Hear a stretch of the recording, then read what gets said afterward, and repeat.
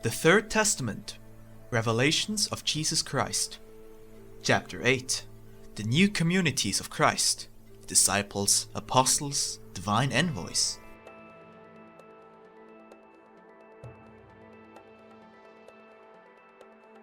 Light and shadow in the congregations of the Revelation.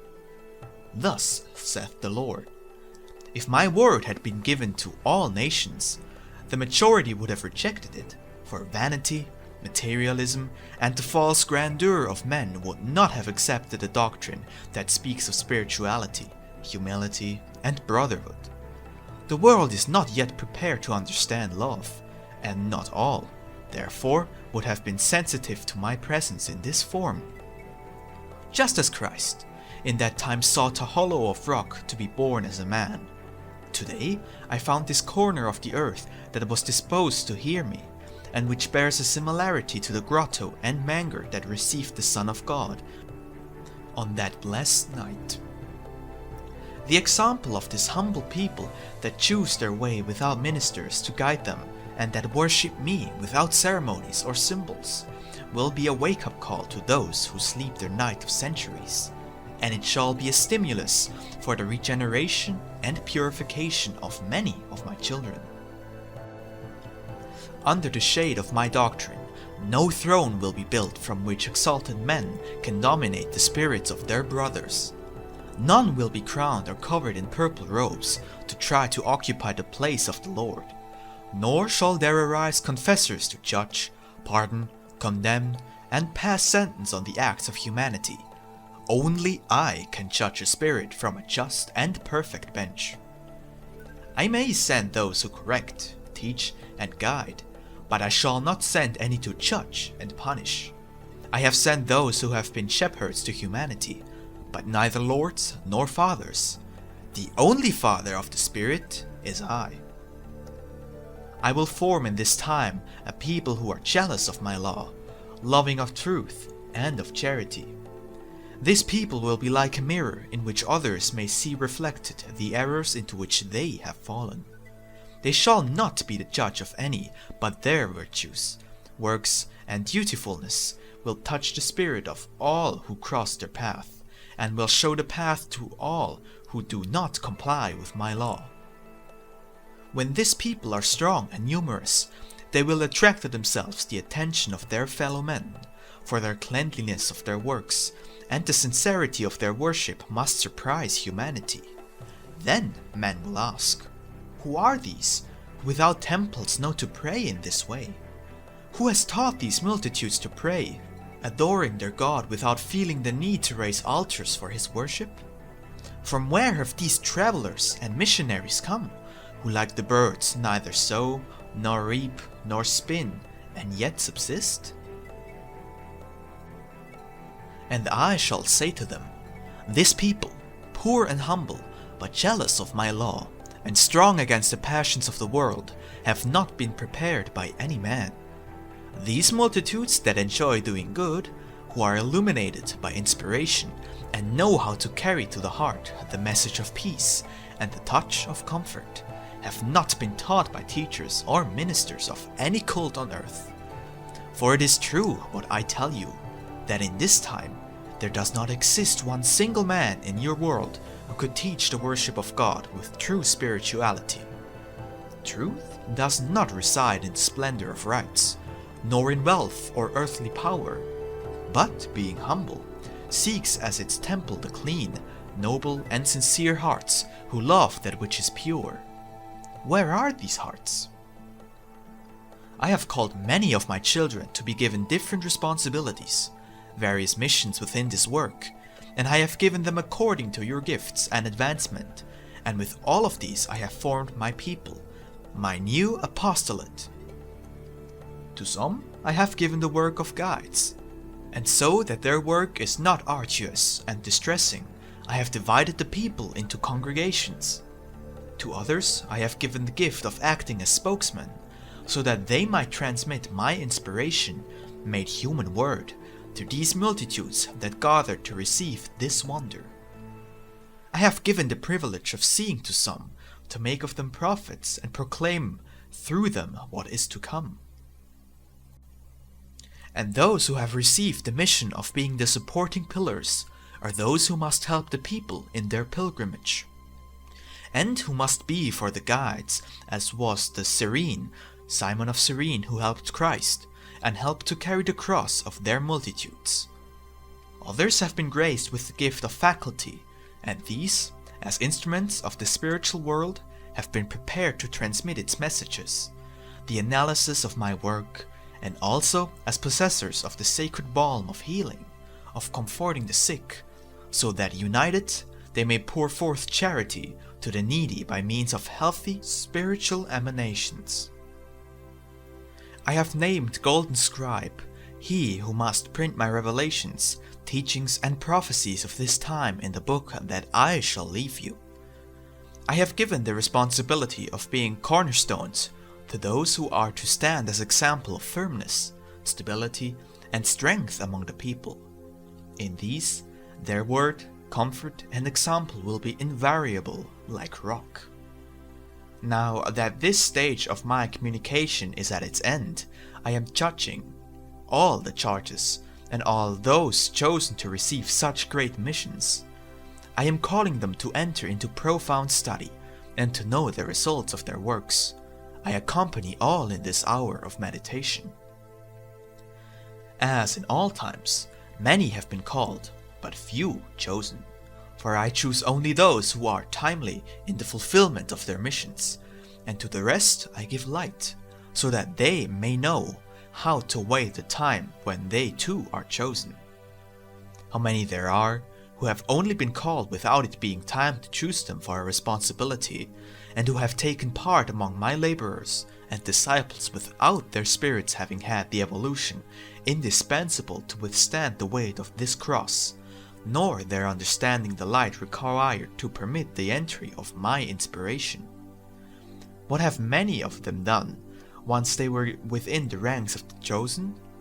They have profaned and poisoned the environment, contaminating others with their evil inclinations, lying, sowing discord, and profiting from my name and the gifts that I have deposited in my disciples. Do not attempt to find out who those individuals are, because you will not succeed. Only I, the divine judge, know who those individuals are, and I tell them through their conscience. Be vigilant and pray so that you will repent for your mistakes before it is too late. If you repent, I promise you that I will sit you spiritually at my table, and there will be a festival of reconciliation and forgiveness. That is the truth.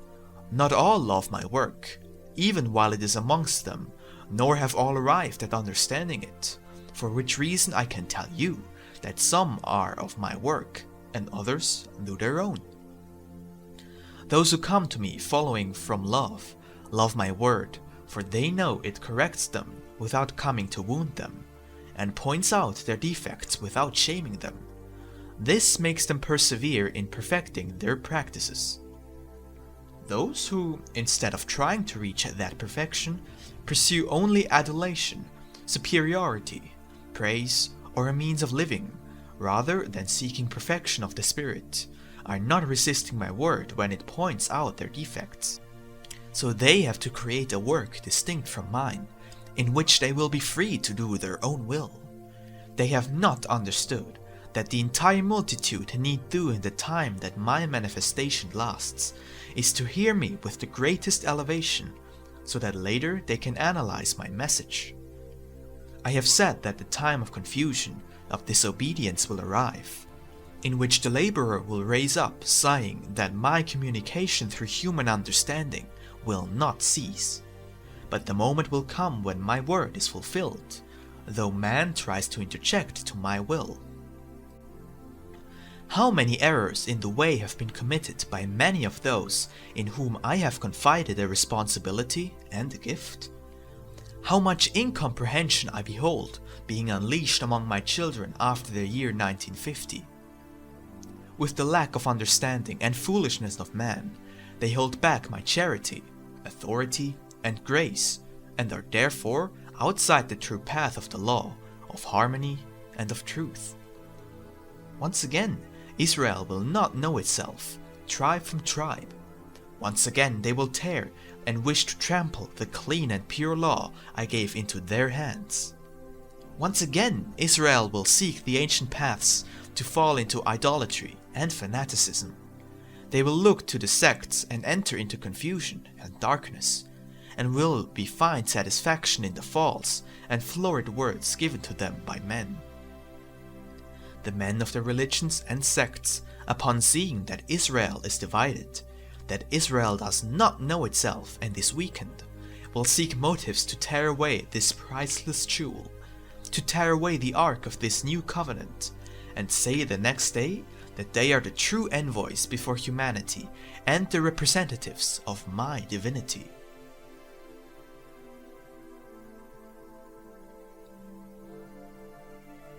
Words of warning to those who hear of the spiritualist work. I wish that when my communication has concluded, you have a well-defined idea of that which is in this doctrine, so that you may duly fulfill it. For up to this moment, the true spiritualists have not arisen among the multitudes that have heard my word. Until now, it has not been spiritualism that you have practiced, but rather a version of my work as you have conceived of it, but which is very far from true spirituality. You will need to arm yourselves with the strength to accept that which has confused you. You must rise to amend your practices, seeking with a will that among you the truth and purity of my doctrine shine forth. Do not fear to change the outward part of your practices and worship without altering the essence of my teachings. Make use of the time that you still have to hear my teaching, so that it may fill you with light and grace, so that you may advance firmly toward spirituality, an advance that you have not made because of having continued within a cult of materialism and error. Until now, you have lacked faith to renounce your forms, your rituals, and your symbols, to seek me spiritually among the infinite.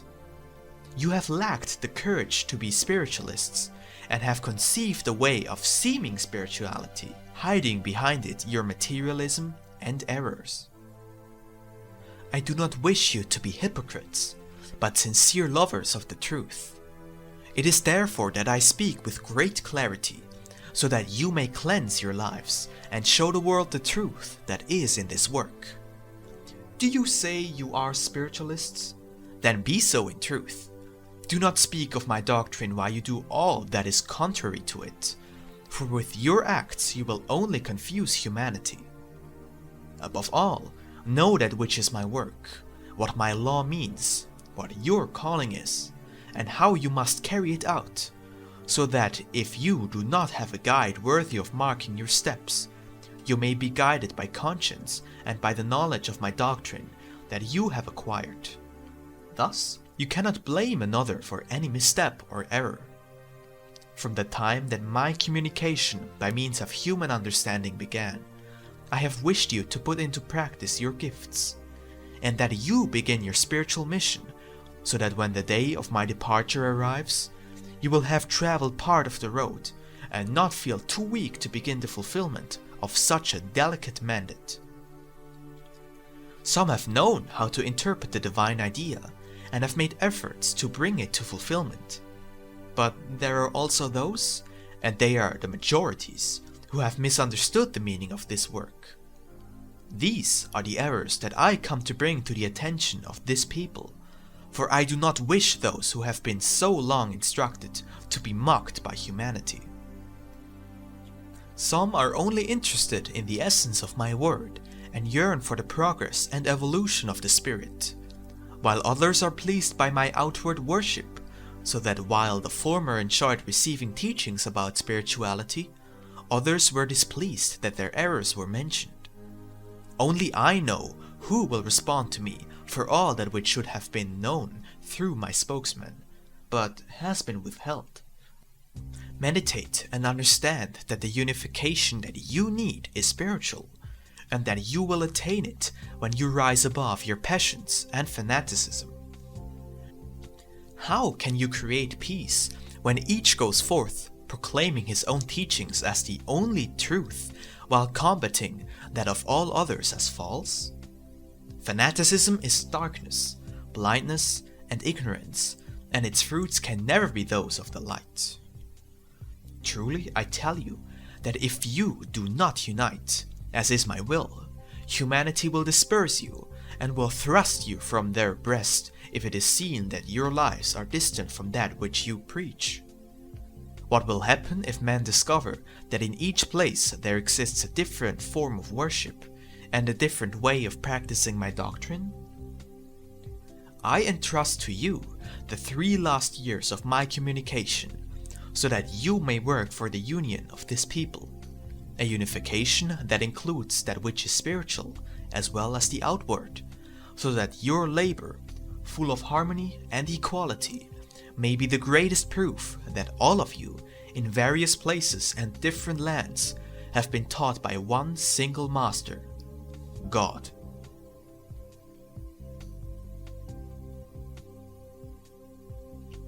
The true apostolate, the new apostles.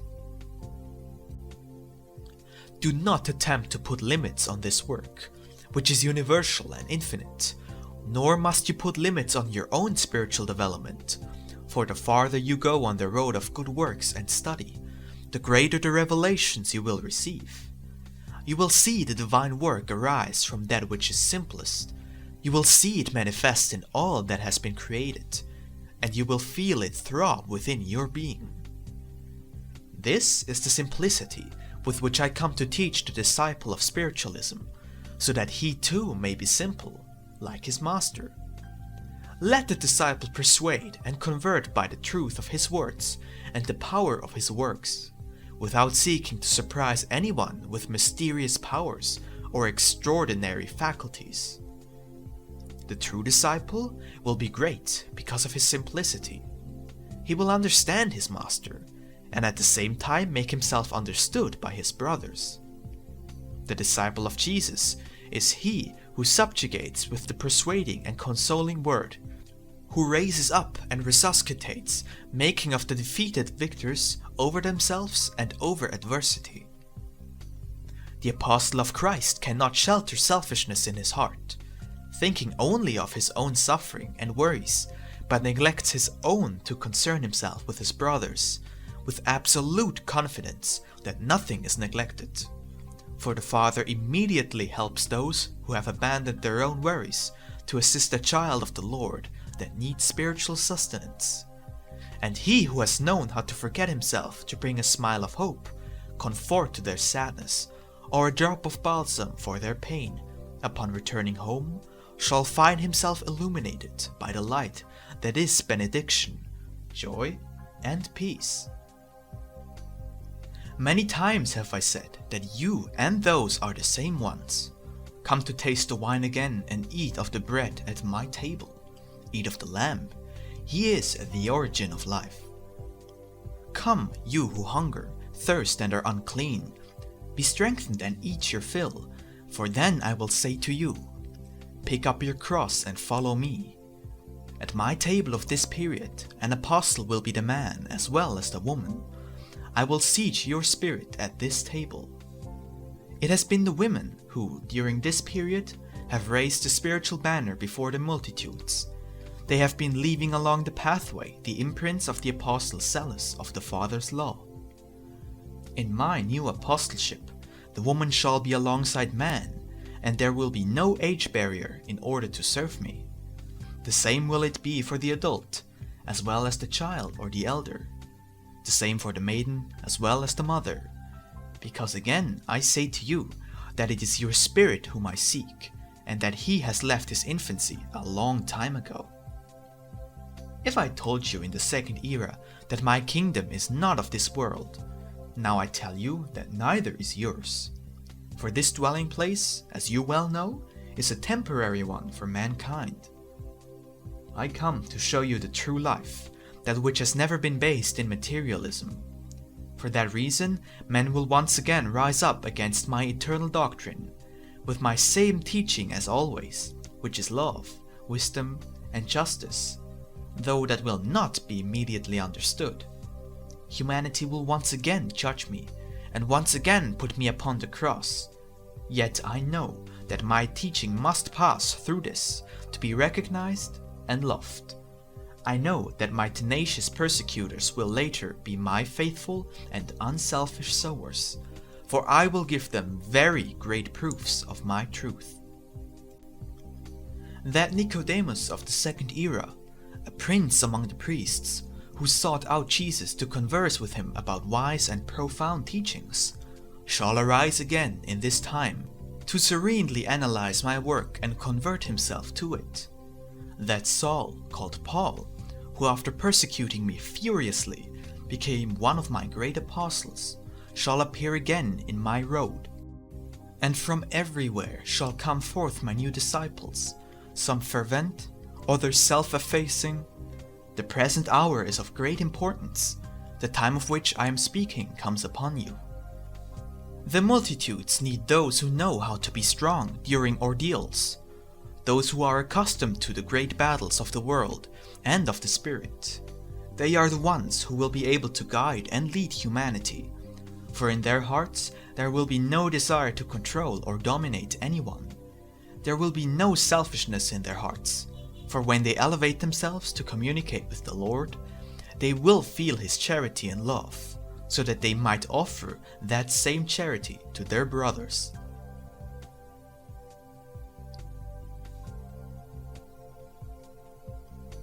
The envoys of God in all the world and in all times. The peoples of the earth have never been short of spiritual light. Truly, I tell you, it is not only this people that have had prophets and envoys, for I have sent emissaries to all peoples to awaken them. You may judge their words by the light and truth of their doctrines, as well as by their similarity to what I have revealed to you. Some arrived before the coming of the Messiah, and others after my presence as a man, but all have carried a spiritual message to men. Those doctrines, like mine, have suffered profanations, for when their essence has not been altered, they have been mutilated or hidden from a mankind hungry for truth. One single truth and one single morality is what have been revealed to men through the envoys, prophets, and servants. Why do the different peoples have different concepts of truth, morality, and life? That truth, adulterated through time by humanity, will be re-established, and its light will shine with such strength that it will seem to mankind like something new, though it is the same light that has always illuminated the way of evolution for the children of my divinity. Many are those who have died for speaking the truth. Many, too, have been subjected to torments for not wishing to still the voice that speaks inside them. Do not think that heaven has sent only those that speak of the Spirit, or of love and morality. No, it has also sent those who offer the fine fruits of science, those bits of knowledge that give light to the lives of men, that lighten their burdens and relieve their distress.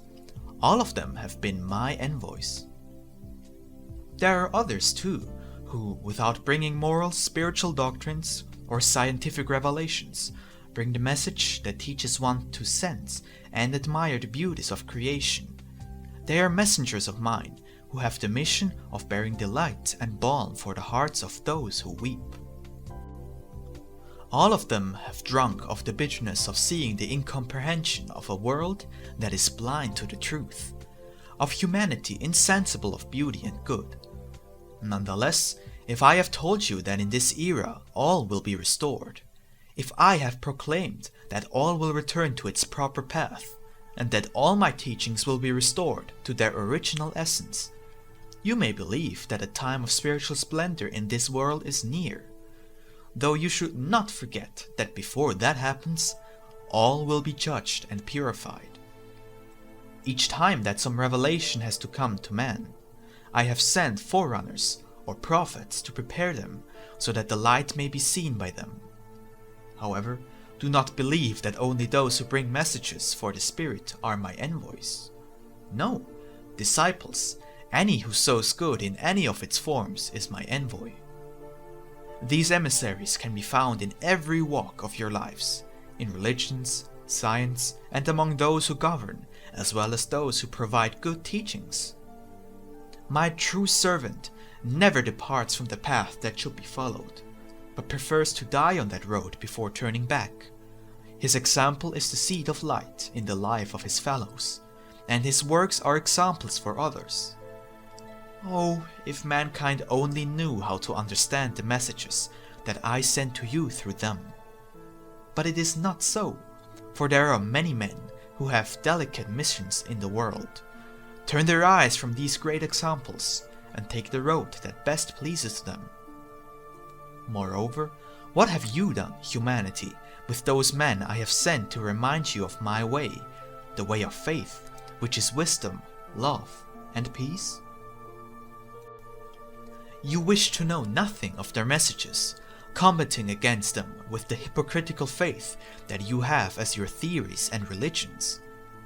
Your eyes did not wish to behold the light that was brought to you as a message of love by each of my envoys, be he called prophet, seer, enlightened one, doctor, philosopher, scientist, or shepherd.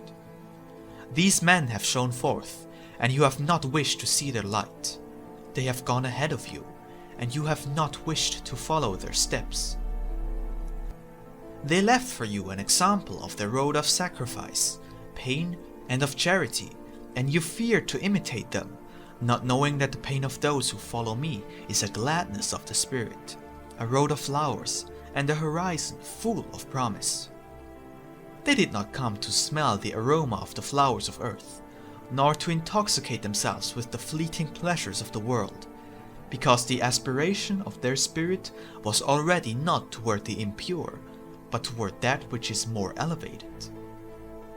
They suffered, but they did not seek consolation, for they knew that they had come to give it. They expected nothing of the world, for they were awaiting, at the end of the struggle, the joy of beholding the resurrection of the faith and the life of the spirits of all those who had died to truth. Who are these beings of whom I speak to you? I speak of all those who have brought to you messages of light, of love, of hope, of health, of faith, and of salvation. The name they use does not matter, nor does the road where you saw them appear, nor the title they bore on earth. It is necessary that I tell you one more time that this people that is forming around my manifestation is not a people that the Father mocks by loving more than other people of the earth, but rather, if the Lord has turned his gaze upon them, it is because he has formed them with spirits that have been in the world each time that a new divine revelation descended. They are spiritual children of that people of Israel, a people of prophets, envoys, seers, and patriarchs. Who better than they could receive me in this time, understand my manifestation, and testify to the fulfillment of my promises? I have descended to the bosom of the people of Israel, establishing the greatest number of them in this nation, Mexico.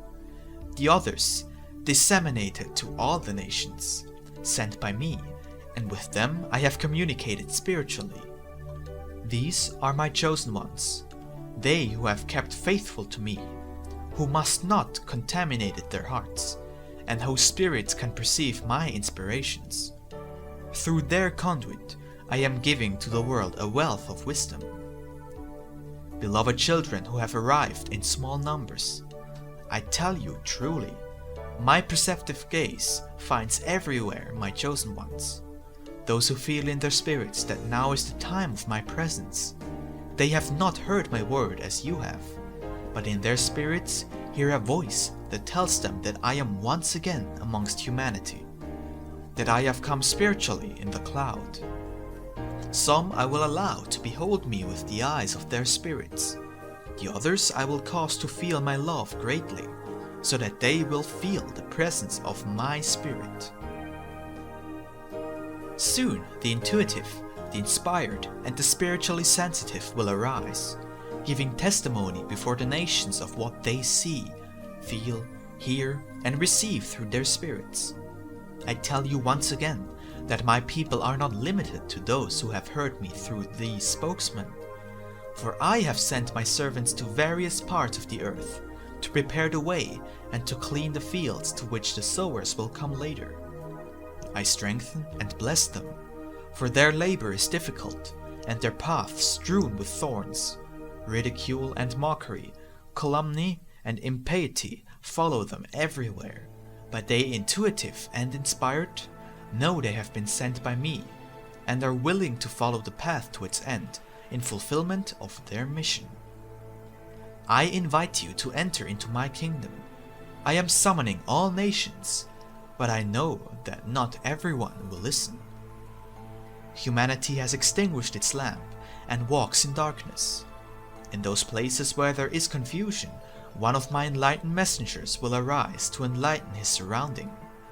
That messenger is a spiritual guardian who is alert and awaiting my signal to awaken and move humanity. Let the love of these envoys be a fruitful seed planted in your heart. Do not reject them if they present themselves to you in outward poverty. Listen to them, for they go in my name to offer you the perfect prayer, to liberate you from the chains of materialism that bind you, and to help you attain the spiritual freedom that elevates you to me. If any man should come among you, saying that he is the Christ again made flesh, do not believe him. For upon proclaiming to you that I would return, I made you understand that this would be in spirit. If any say to you, I am the envoy of God, mistrust them, for the true emissaries will not brag nor shout of the mission that I have entrusted to them, but will give proof only by their works. Is it not right that men say that a tree must be known by its fruits? I do not forbid that you try the fruits of trees, but it is necessary that you be prepared to distinguish the good fruit from the bad. Those who love truth I shall place like lamps to light the path of their brothers. The times when you needed a spiritual guide in this world have passed. From this time forward, all who enter into this path will have no other road but that of my law, nor any other guide than their conscience. This does not mean that there will cease to be men and women of great light and strength who give aid through their example, with their inspiration of the multitudes. If it were not so, I would have sent to the earth spirits like Moses or Elijah, to trace the road for you and remind you of the law at every step. They help you, they watch over and accompany you, no longer in a human form, but from the spiritual. Who sees them? None do, but if you prepare, you will feel within your being the presence of the great spirits that have always been related to humanity and had great missions to fulfill there.